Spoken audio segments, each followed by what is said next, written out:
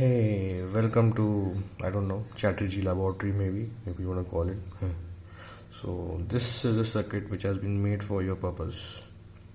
And if you look at this circuit, it has four comparators. So, these four voltage comparators basically compare the voltage between these two terminals.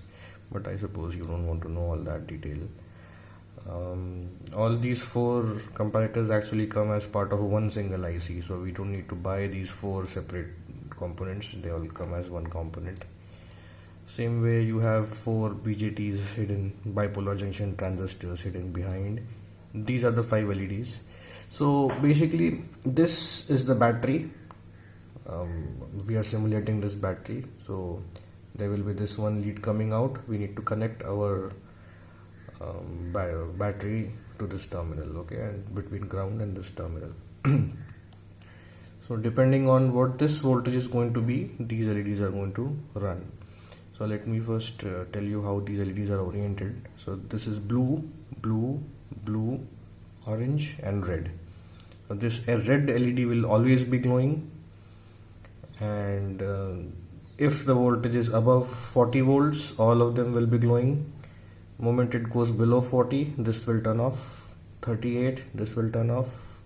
36, this will turn off. 34, this will turn off. Okay, leaving only red.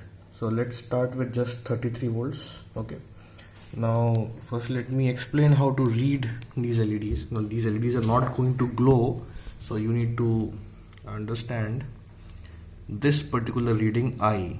Okay, this I reading that you are getting. Let me stop the simulation. This I showing as 167 nanoamps. Basically nanoampere means a very small current, so the LEDs are going to be off. They are not going to glow. If the current is in milliamps, MA, then the LEDs are going to glow. Okay. So right now for 33 volts, let me start the simulation again. So for 33 volt, you can see nanoamp, nanoamp, nanoamp, nanoamp. So all the four LEDs are off. Only the last LED over here, you can see it is in 2.3 milliamp.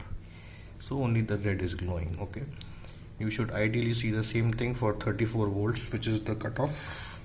Let's do it for 34. Let's restart the simulation, and boom, there you go. This LED is glowing, the other ones are all off. Okay, now the next threshold is 36 volts. Let's make it 36. Play.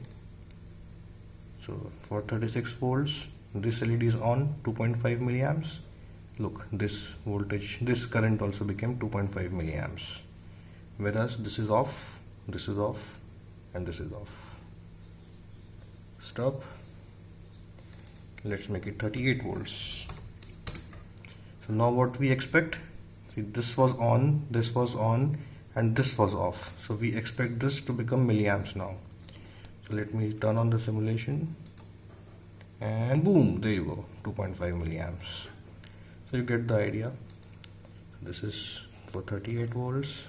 Let me get 40 volts. Play. For 40 volts, there you go, the fourth one turned on, 2.5, whereas the last LED is still off.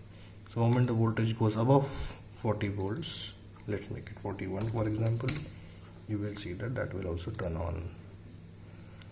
Okay, there you go, it's on.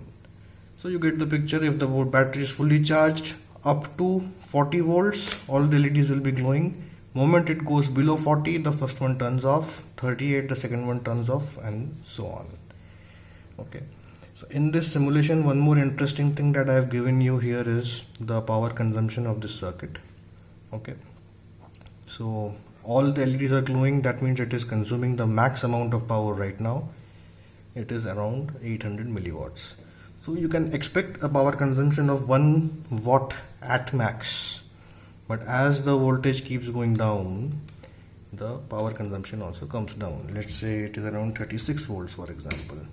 So for 36 volts, the power consumption is only 400 milliwatts or half a watt, and the current is around 10 milliamps.